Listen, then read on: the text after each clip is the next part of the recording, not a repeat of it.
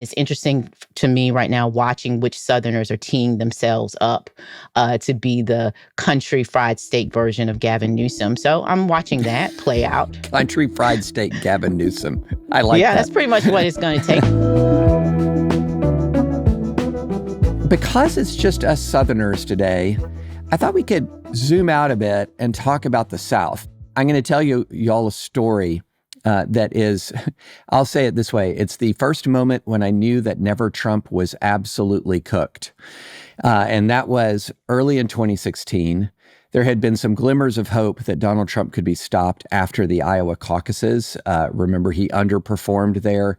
And then he comes to the South, and I can remember watching him. Here's a New Yorker, a New York real estate developer, reality TV star, should not, on paper, be somebody who's going to really connect with the American South. But then I looked at him and I watched him operate, and I thought, oh, we're done. He's sweeping Super Tuesday.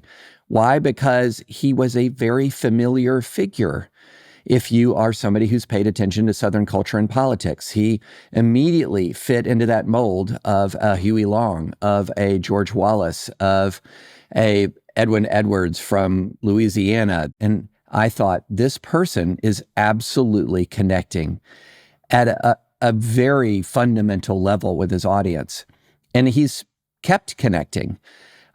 We're all, as I said, we're all Southerners here. Let's talk about this. But before we dive into the substance of it all, let's establish our Southern street cred, so to speak. I was born in Opelika, Alabama, raised in Alabama, Louisiana, Tennessee, and Kentucky. I'm coming to you from Nashville right now. Tressie, what's your Southern background? I could start by saying, well, I'm Black, but I guess that doesn't totally cover it all. So I'll be more specific. Let's see. My family is from Eastern North Carolina, Robeson County. This may be one of the rare occasions where Robeson gets a shout out in the New York Times. So I'm going to say that very strongly. Robeson County is Eastern North Carolina. And we have been there for generations. I, like you, David, have lived all across this country, but have consistently returned to the American South. And I presently live and work in Chapel Hill, North Carolina. Which is in the midst of a football-induced crisis at this very listen, moment. If we want to pivot, I'm happy to talk about the football-induced crisis here. And in fact, if you give me enough time and a long enough ramp, I can make it the story of the nation, if you allow me. Bill Belichick coming from New England to Chapel Hill, North Carolina to save us from ourselves at the behest of the state's Republican cultural elite. If you give me time, David, I can make it work. But yes. I didn't mean to open that can of worms, but believe me, I would love to hear every second of it. But Jamelle, tread lightly, what about my you? friend. We're going through some difficult things right now. I have not lived as much around the South as either of y'all. My family is from, my mom grew up in Waycross, Georgia, which is in Ware County, Georgia, in the southern part of the state. My dad grew up in Quincy, Florida, just Gadsden County, and then also Fort Myers, kind of back and forth between those two places. But I grew up in Virginia Beach, Virginia, and then went to the University of Virginia, and then lived in D.C. for a minute, and now I'm in Charlottesville, Virginia. Like, I think of myself, like, as a Southerner, yes, but also very much like a Virginian. Shots fired, Jamelle. Drawing the distinctions. I'm not drawing a distinction, but I do think that for people within the South, there's like, people recognize the real cultural distinctions between places. I think what matters here is that we have all so far, I think what matters here is at this point we have all said y'all appropriately. It's true. And that is everybody's credibility. So let's get into the substance here. Tressie, in 2023, you wrote a column called "Why I Keep My Eyes and Mind on the South." And it's all about how you can understand where American politics are headed based on what you see in the South. Why do you say that? Well, I said one, I mean, I believe it deeply and truly. And at the time that I was writing that, of course, in 2023, there was some nascent hope that we were turning a page on, I think, Southern politics and its hold on national politics. We thought we had a strategy even for Trumpism. We had survived it once. We can survive it again, right? And one of the things that I was trying to remind people, something I think Jamelle does particularly well here, is that, in fact, what we needed to be concerned about is that Trump had realized how much power he could derive by deeply embedding himself in the ideas of the South, the iconography of the American South. And unfortunately, I think that is one of the things that we have learned to be true. But I think one of the things that when we say Trumpism, I'm talking about both Donald Trump and the infrastructure around him that makes him powerful and to a certain extent effective. I think one of the things they learned is that the most efficient way to control the public's attention was to just hammer these ideas that I think are deeply fundamentally Southern. So these are ideas about race, obviously, and these are ideas about the inherent character of the nation, about who is included and who is excluded, not just constitutionally, but whose citizenship is always conditional, right? These are all deeply and fundamentally Southern relationships of power. But I also would like to point out the reason why those ideas are so rich and so powerful in the South isn't just because the South is uniquely racist, right? It is because that's where the nation sort of shunts off all of those conversations, right? And so we tend to hold all of that energy, all those ideas, all of those histories for the rest of the country. And I think that what Donald Trump has figured out is something that national politicians have long figured out in this country, is that well never runs dry. And I thought one of the mistakes we made the first time, and by we, I will include myself here, although I would like to say I did not make the mistake nearly as bad as some of my professional peers did or consistently, was in thinking that somehow we had moved beyond that. And that, that you could understand the sort of the broader political map and imaginary by looking at it from the vantage point of New York or California or the Midwest. And I just thought that one of the reasons why we missed, why a message, economic populism message packaged in Trump's, infotainment sort of package, why that would work in the South, as you talk about seeing him live. I also saw him live in Richmond, Virginia. I saw him in South Carolina, saw him outside of Atlanta, Georgia. It was never a surprise to me that he spoke to Southerners. I was surprised by how many of us professional observers weren't paying attention to how well he worked here, because I thought that was a message for how well he was going to work across the country. Yeah, I want to add a note to Tressie's last point there. So one observation I'm sure everyone in this conversation has made and other people have made is the way that there has emerged kind of a almost generic national rural culture, right? It's a certain kind of country music. It's a certain kind of pickup truck. You see it, if you go to rural New Hampshire, if you go to rural Montana, if you go to rural Illinois, you'll see it. And it's very much rooted in sort of like a franchised version of a white Southern rurality.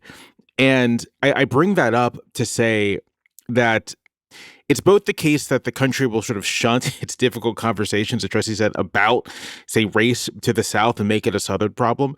But it's always been the case that, like, the rest of the country has been fascinated by the South in really important ways. The people who push the narratives of national reconciliation in the decades after Reconstruction weren't Southerners, right? It was a bunch of New Jersey academics at Princeton. Woodrow Wilson, although born in Virginia, very much a man of the Mid-Atlantic, you might say. Hollywood's fascination with the South. You cannot understand. I mean, there's obviously The Birth of a Nation, but you can't understand the history of American film without a recognition of a real fascination with the imagery and the culture of at least a particular version of the South that pulses through Westerns, that pulses through screwball comedies. I was about to say it's everywhere. TV. I mean, we all get a little Southern when this nation is going fascist. Is just what it is, right? We all want to consume the romantic version of the South, the verandas, the magnolia trees, the music, the food. To Jamelle's point, when I look out across sort of like our popular culture even, I'm always going to start paying attention when country music is ascendant. I'm always going to pay attention when SEC football now becomes a national obsession. I'm going to pay attention when the Bama Rush girls are driving, millions of dollars of free marketing for their university. Because what that does for people, again, an audience that is consuming this from outside the South, is we can always say, no matter how bad it is in California, no matter how bad it is in Montana, at least we're not the South. Right. And so you consume the palatable parts of the South to sort of make yourself feel better about where the national trend lines of politics are going. But yet we produce an idea of America that says, well, we're not as bad as the South, but also the South wasn't really always that bad. Now, was it? Right. We're always doing both of those projects at the same time. In the context of Donald Trump, I think Donald Trump's usage of the South, like, for example, his occasional references, sort of like, oh, they took down the statues and that kind of thing. I mean, Donald Trump's, the extent to which he connected with Southern voters in 2016, and the extent to which, like, the Southern evangelicals become kind of his core constituency, to me, reflects both things happening internal, but also this sort of national interest in fascination with the American South. The other thing I'll say, just in terms of Trump as a familiar and recognizable figure. So, you mentioned David Huey Long, Edwin Edwards. Part of Trump's political appeal, and I feel like this isn't talked about enough, is that he presents himself as this perfect avatar of a kind of patriarchal masculinity, right? Like, he has all this money and he has this gilded home and he has this big family, right?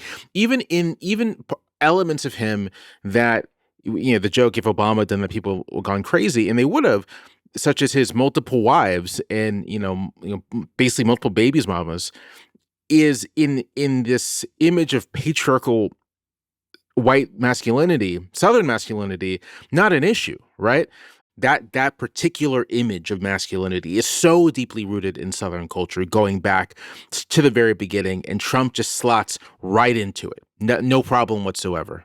There's a time in my life when hearing you all talk about the South like this, I would have bristled a bit. I would have said, okay, I'm going to fully acknowledge there are radiating still negative effects of the South's past in the South, no question.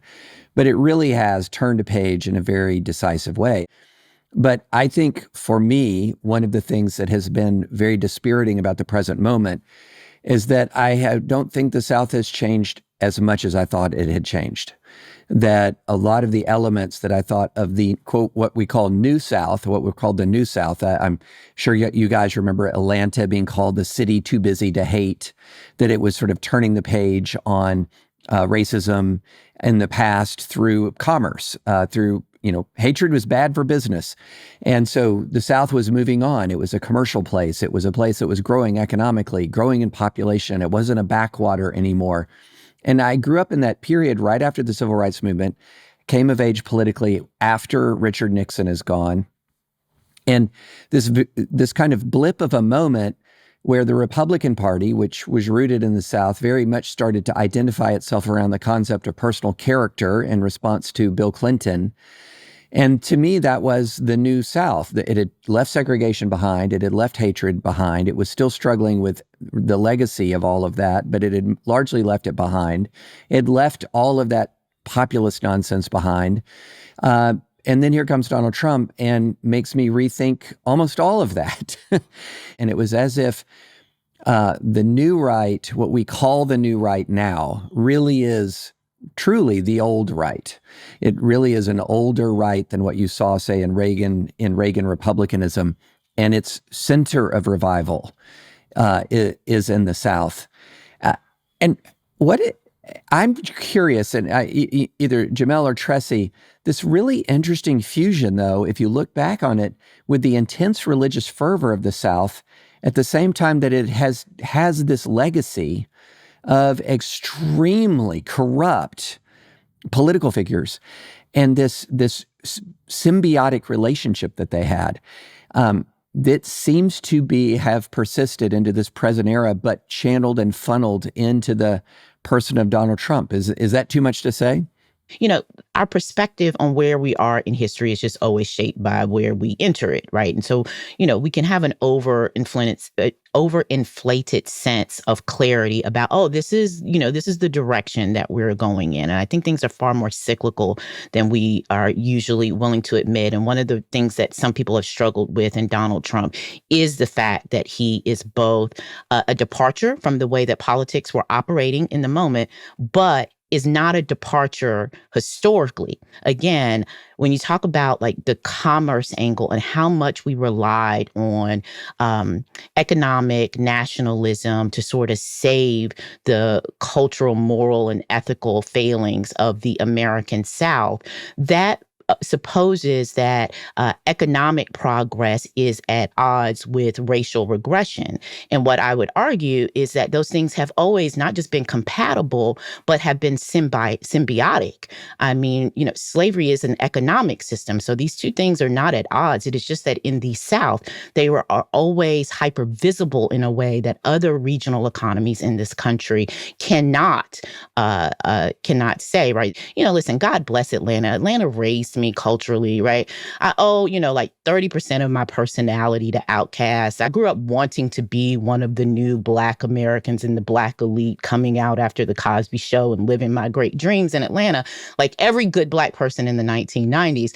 But the idea that there was ever any truth to the idea that we were too busy building a commercial economic powerhouse for Black America for us to be bothered with racism really flies in the face of what was happening on the ground during that time of so-called economic progress. This is, you can look at something like, Bill Clinton's America. This is also the creation of a police surveillance system that fundamentally pins Black Americans into everything from substandard housing to being geographically isolated out of the economic progress of Atlanta. The cost of living starts to push Black people out of its inner core, for example. So these things are all happening simultaneously. This is about the difference between the reality of our political life and the story we tell ourselves about our political life. And I think what Donald Trump and the GOP, which I now want to make, I always want to take the opportunity to say these are now one and the same.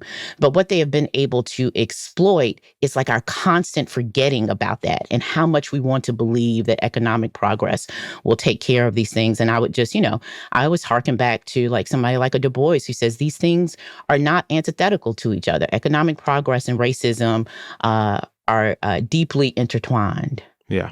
In addition to this cultural and political piece, I would identify just the economic agenda of this GOP as a kind of national vision of what the South has been, which is a region of extraction, of weak or no rights for labor, that's right, of surveillance, of control, of low wages, of low services, and of not just low taxes for those that already have wealth and privilege, but essentially their kind of right to dominate the entire economic and political sphere unmolested by those they perceive to be below them. Like that is Trumpism, right? That is Trumpism. And I think it's important to recognize the way that this is not just a cultural thing that's happening, that what we're looking at is the influence of an economic model that it has appealed to political elites across the country, as it always has. Always has, right? yeah. The first offshoring wasn't to Mexico, wasn't to Vietnam, it was to Alabama. It was to Georgia. It still is. That's what the car factories are in Tennessee because the labor protections aren't in Tennessee. Oh yeah, Southern politicians go out to the rest of the world and they say to them, our labor is easier to control than the labor is in California. Our labor pool, it's difficult to unionize in the American South, and this is the deal we make you. So every time a Southern politician goes out and, they congratulate themselves about building the new car factory or the new battery maker in, some rural part of their Southern state or municipality, what they have generally done is they have made a deal with either a national or transnational conglomerate that says you do not have to worry about unionizing, right? That is the deal, but it is a continuation of the same idea. Well, I do think it is interesting you brought up the economic piece of this. I come from a town. When I was there, when I was growing up there, it was about 8,000 people. We had 3 stoplights in Kentucky, a rural town in Kentucky. That's where I spent my elementary and high school years. And it's unrecognizable now because a Toyota manufacturing plant came there and completely transformed the city. But these are good, high-paying jobs. They are transformative jobs in these parts of the South. But it is absolutely true that they also pull and draw jobs from other parts of America. And it's one of the reasons why I think so many people have been moving to the South, which is, let me raise that. One of the interesting elements to me about the current national moment is that it's not just that the politics of the South are so dominant. In many ways, as I mentioned earlier, the culture and economics of the South are growing more dominant as well. And you've had a huge in-migration from other parts of the country coming into the South, into the Sun, Texas growing in population, Florida growing in population, Tennessee, at Nashville, where I am, has been exploding in population. Why? What are you seeing are the reasons for that? What are the reasons for why the South, aside from climate, which is better than other parts of the country, but some days can feel a little too hot for a little too long. Why is that? Why is it functioning as such a magnet right now in American migration? Jamelle, I'll start with you. That's an interesting question. I think it's a couple of things, right? It is economic development, and I want to quickly just say, like, I'm not opposed to the construction of factories down south. I'm opposed to the exploitation of labor. So if you can have good, well-paying jobs with people who have meaningful economic freedom and input and say and can collectively bargain, that's great. It's when the deal is you get this job, and also you shut up and you like it. And if we decide that we're going to take this job away or we're going to subject you to worse conditions, you just have to accept it because it could be worse. There could be nothing. That's what I object to. But as far as migration, it's certainly economic growth. It's housing, right? Part of what's happening is on the West Coast and in the Northeast, basically the housing markets are calcified. There's very little new building. And so if you want to own a home, which is still a dream for many Americans, you go to where the homes are, and the homes are in, greenfield development throughout the South. Mm-hmm. Yeah. Jamelle points out something really elegant, which is that one of the things that has happened with our internal migration is that plenty of solidly middle class, upper middle class, upwardly mobile white Americans are feeling, I think at just a basic demographic level, a push and a pull that they have not had to participate in or haven't felt in quite some time. I mean, we're looking at a push and pull that is very close to the urbanization of the United States at one point in time. And so people are feeling, I think, a push out of some places, as Jamelle points out, the high cost of housing, the high cost of transportation. And then I would also say just the sort of friction of trying to support a family life in some of those places, how difficult that then becomes. The high cost of childcare being one that I think about a great deal. And then I think the things pulling people are that our culture has been nationalized to a certain point, that once you learn how to accept grits and say, y'all, you'll fit in and you'll do fine. And so there's less friction there about migrating and moving across a region than I think there used to be. And then I want to put a finer point on this thing about economic development and across the Southern economy that you kind of alluded to there, David, which is, yeah, you can build a new plant that creates all of these good paying jobs. But the story over and over again has been, especially in the South, South, that doesn't necessarily improve mobility and the quality of life for people native to the area.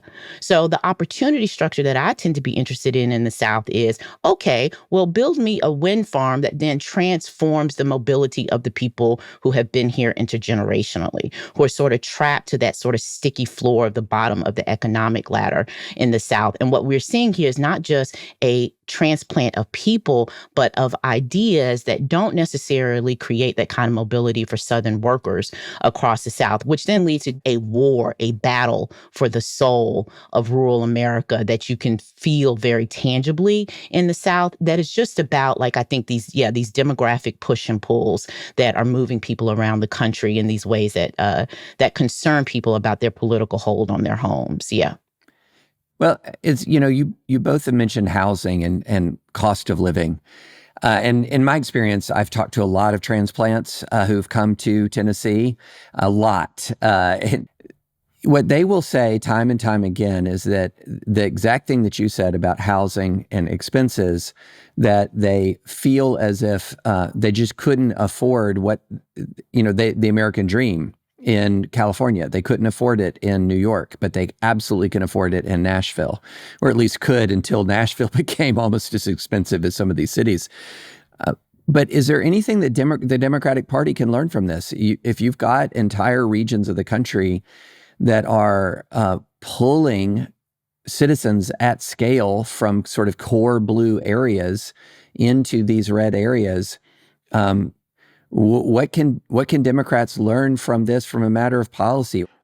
I want to make 2 points about this. And it's sort of it's going to reflect, I think, what Democrats can do, but the limits of that. What Democrats can do, obviously, is in places where they have unified control, they can make it easier to build housing. I mean, I think Democratic-led states should try to kind of stem the bleeding, right? Like, make it easier to construct housing for the people who want to stay, who like where they are. As Tressie said, it is quite difficult to get people to move, and some people are moving because they feel they don't really have any choice. But I also want to say that part of the allure of the South as a cultural object, and this is getting back to what Tressie said earlier about cost of living, is not simply that things might be cheaper, but that you have an opportunity to use your wealth, for lack of a better term, to kind of dominate other people, right? You can have a big compound in the middle of Texas and drive a gigantic vehicle and use all the resources you like and boss people around. And that is... It's the Yellowstonification of the country, Jamelle. Yes. And that aspect of it there's no policy you can do to compete with that, I guess, because what a place like California is offering, the trade-off, right, is it's going to be more expensive to live here. You won't be able to, unless you are in the highest echelon of income earners, you're not going to be able to hire someone to look after your house for dirt cheap, right? You won't be able to exploit someone so easily. But you are going to live in, this multicultural, cosmopolitan place where people are going to exist, at least like culturally, at least, on some plane of equality. And if you like that, right, if you like that kind of life and experience, that's what you're here in LA for. That's what you're here in New York for. That's what you're here in Chicago for, and all the places that are kind of their own places, but offer a smaller or more, manageable version of that thing. People are going to want to choose that and are going to make the sacrifices necessary to choose that. And then the people who want to be able to, live the Yellowstone life are going to choose that, which also comes with its own set of sacrifices. And so there is, I would say there really is like a competing visions of what the good life is in the United States. And parts of the South, or in the cultural imagination of the nation, the South offers one particular vision, and there are things perhaps that blue states within the South as well. There are things you can do to sort of say, well, if you're leaving specifically because the cost of housing is so high, we can do something about that. But the cultural thing is the cultural thing, and that's a struggle that's not going to happen in the realm of politics, such that it is a struggle and not just simply like a thing that is the case about this country that we share.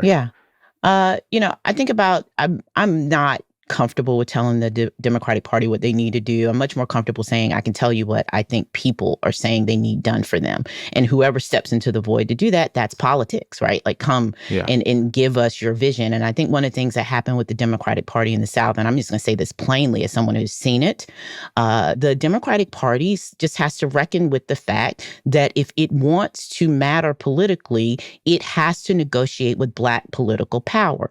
And if it wants to be viable and competitive with the Republican Party that is figuring out a message of economic populism that cuts across some race differences, it had better figure out how to invest in and grow the Black political infrastructure. One of the challenges I think that the Democratic Party is facing in this moment is that just like everyday life of Black political life in the South has changed, right? So you see this decline of what we like called chocolate cities, a place like Atlanta or DC, seeing these massive demographic changes, which does weaken the Black political structure of the South, which the DNC needs, right? And then, whichever party is going to respond to the economic pain of America is going to have to respond to how complicated it is to get the right economic message when so much of that is embedded in racism, right? And just because it is hard doesn't mean you get to write off the American South because it's just too hard to come up with an economic message when you have to also deal with deep racial divisions. My argument has been, if you cannot sell your economic message in the South, you are not going to be able to win. Right? You do not deserve a national economic message if that economic message makes no sense, is incoherent when you bring it to South Carolina or when you bring it to Georgia or when you bring it to rural parts of the American South. And they have not figured that out. Now, the Republican Party hasn't figured that out either.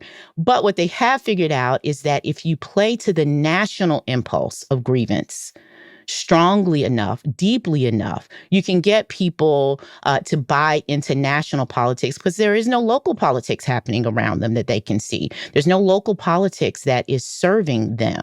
Now, this is unfair. This is an asymmetry in our political system that the Democratic Party needs that message more than Republicans do.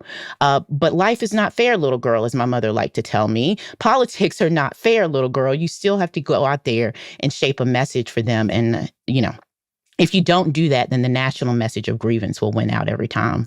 Well, in my experience, it's almost as if outside of the local power centers within the South, the Democratic Party even is taking seriously the idea of competing. I'm one of the things that is puzzling to me is why does, with a few exceptions, the Southern Democratic Party consistently bring candidates to the polls who are every bit, for example, as socially liberal as you have, say, a Democratic candidate in the West Coast or the East Coast? How about a more aggressive outreach to more socially moderate and socially conservative voters in the South? And it seems as if that very idea is sometimes an anathema. I mean, I think the exact opposite is true. That what we see, certainly in my part of the South, I talk to local politicians all the time who would love the support of the Democratic Party, is that they have a message to local constituents on the ground who absolutely want, tenant-owned cooperative housing,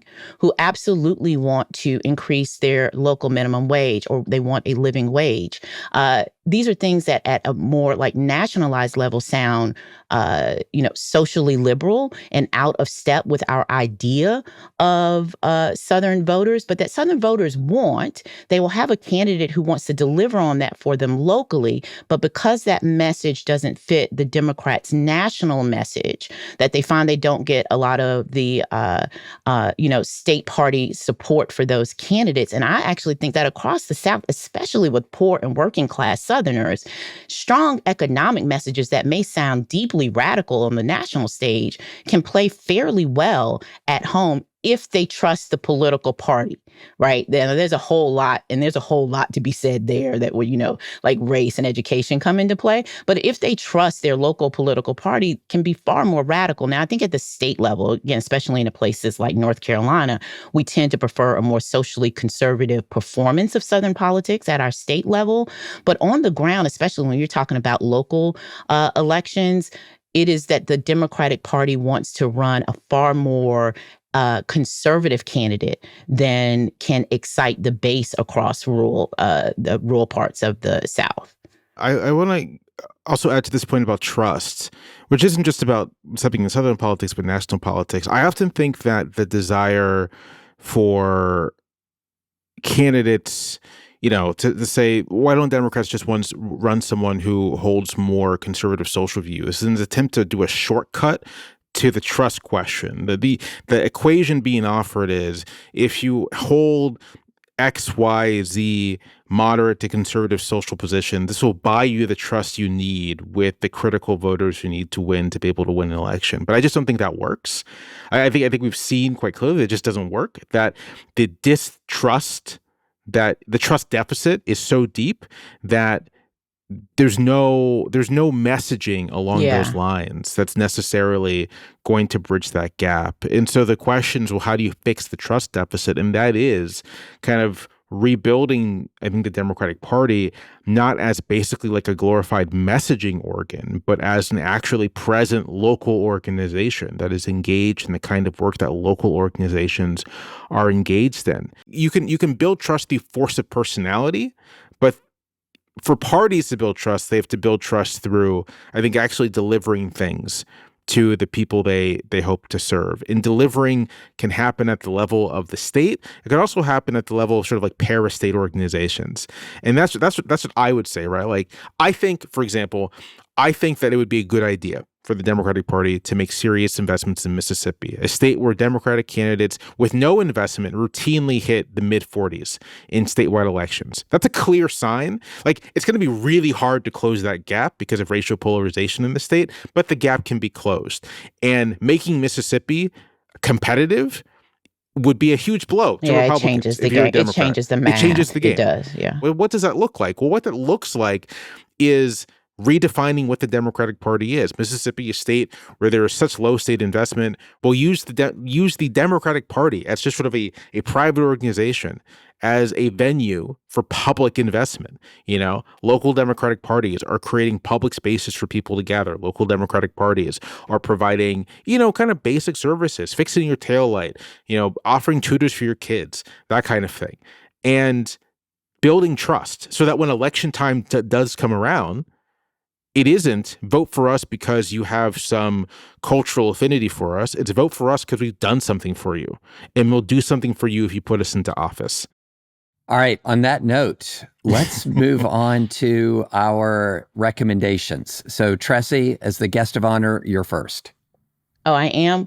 My stuff lately has not been a whole lot of fun. My reading, I just finished rereading my first time in a while reading Deacons of Defense. So if anybody wants to talk about, armed resistance across the American South, I'm primed for that. But I guess that's not lighter. I just finished rereading. I hadn't read that since undergrad and found it especially powerful reading it today. Jamelle. I have been on a Duke Ellington kick for some time. I went through this thing where I was like, obviously I know who Duke Ellington is, but never really listened to Duke Ellington in a serious way. So just really sit down and seriously listen to Duke Ellington. And I had this experience of being like, yeah, this guy rules. As it turns out. As it turns out, this guy's great. So I would recommend his 1943 piece for his first concert at Carnegie Hall that's called Black, Brown, and Beige. And it was Ellington's attempt to kind of tell the story of Black America in jazz, and a kind of composed jazz symphony. There is a version of it that he recorded in 1958 with Mahalia Jackson that is absolutely wonderful. So and you can find that for streaming on Apple or Spotify or whatever. But I highly recommend it. And just to really don't listen to it while you're doing things. Just listen to it and sit with it and actually kind of try to experience it, because it is just, you'll listen to it and you'll be like, yeah, Duke Ellington's one of the great composers of all time. Not just great American composers, but one of the singularly great composers that has ever lived. Well, mine is grim. Mine is a movie called A House of Dynamite. It's a Catherine Bigelow film, and it's the premise is it's just a normal day at the office in the American National Defense Establishment until a ballistic missile launch is detected, and then everything changes all at once in the most tense ways imaginable. So Catherine Bigelow's very adept at directing tense thriller type movies. Very tense, very sobering, very good movie. So with that, we'll wrap it up. Tressie, Jamelle, thanks so much for chatting. Oh, it's always a pleasure. Yeah, it's a real pleasure to see you all, even if it is virtually.